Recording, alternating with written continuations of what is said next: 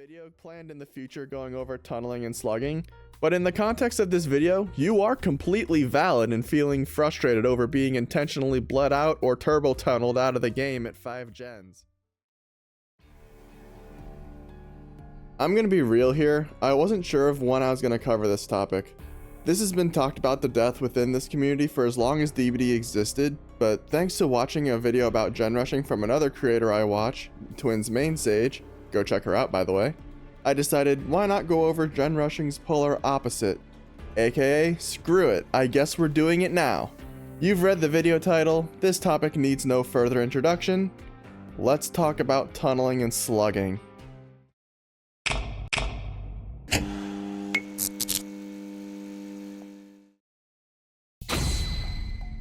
Starting us off, we should first define what exactly tunneling and slugging are, or at least the definitions I'm going to be going off of throughout this video.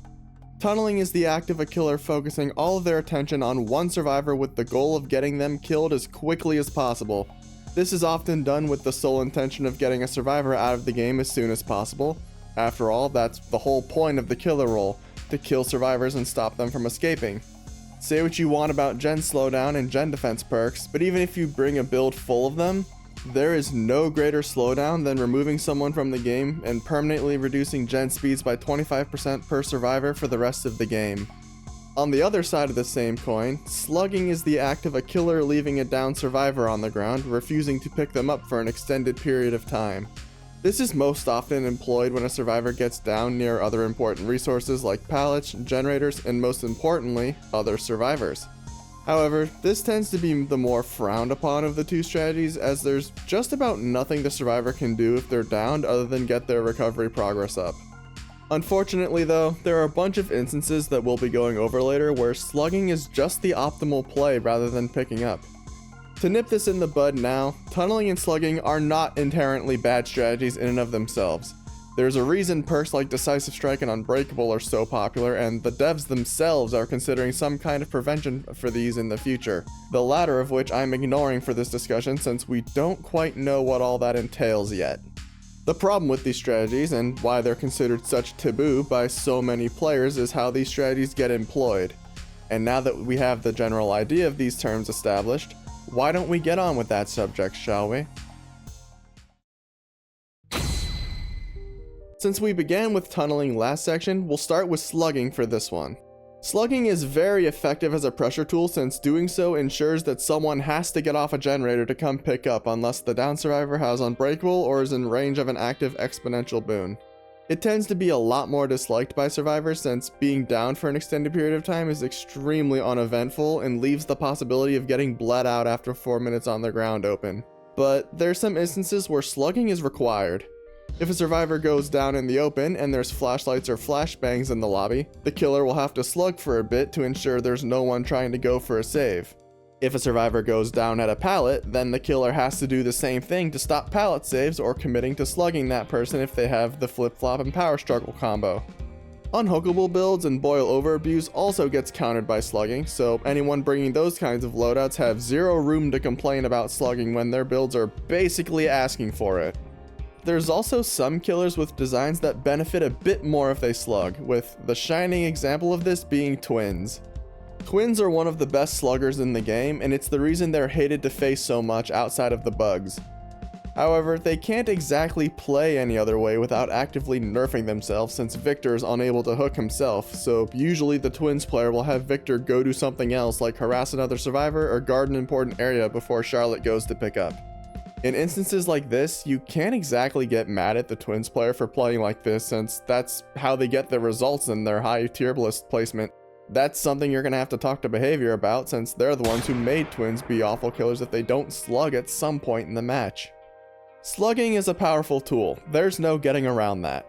Proper use of it has the potential to end the match right then and there, and a lot of survivors are unprepared to deal with this outside of Unbreakable, but it also has high abuse potential itself against unprepared players.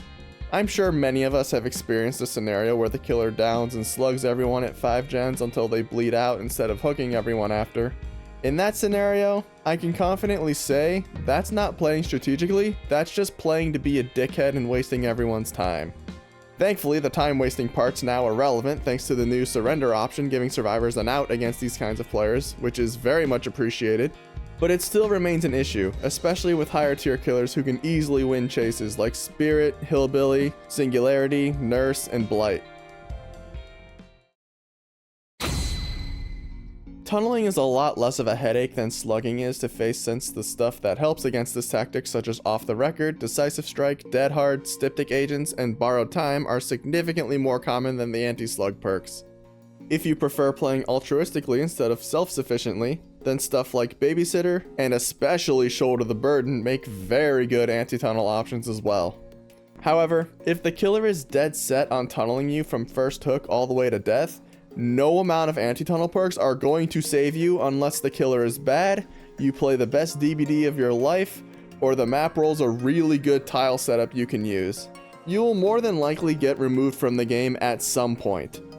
The purpose of anti-tunnel is to help buy extra time for the rest of your team to crank generators as a punishment for the killer trying to tunnel one person relentlessly, and their effectiveness largely depends on what killer you're facing.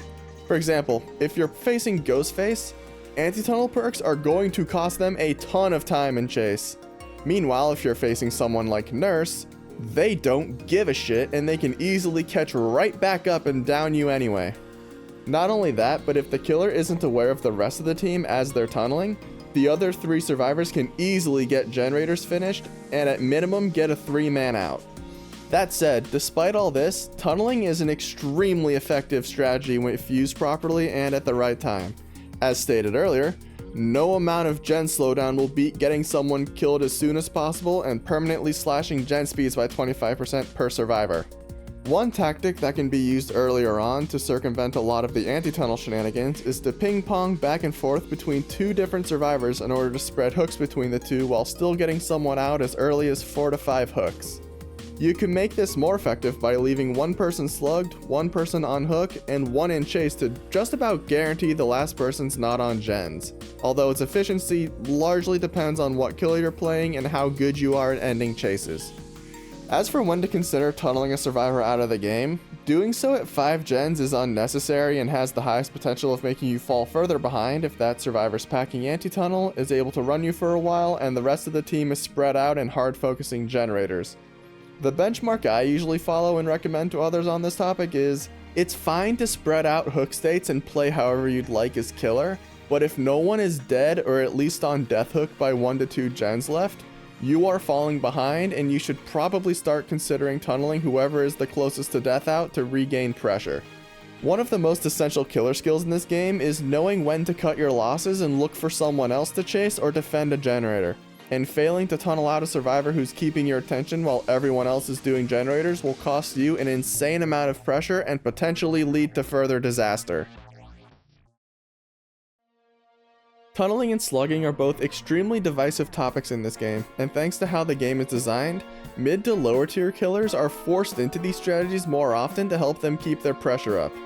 It's not entirely their fault, it's more because of how fast generators can fly if they can't end their chases quickly due to map generation or survivors managing to outplay them long enough, as well as the higher tier killers being so much further ahead in strength than them, making them not have to rely on them nearly as much to win.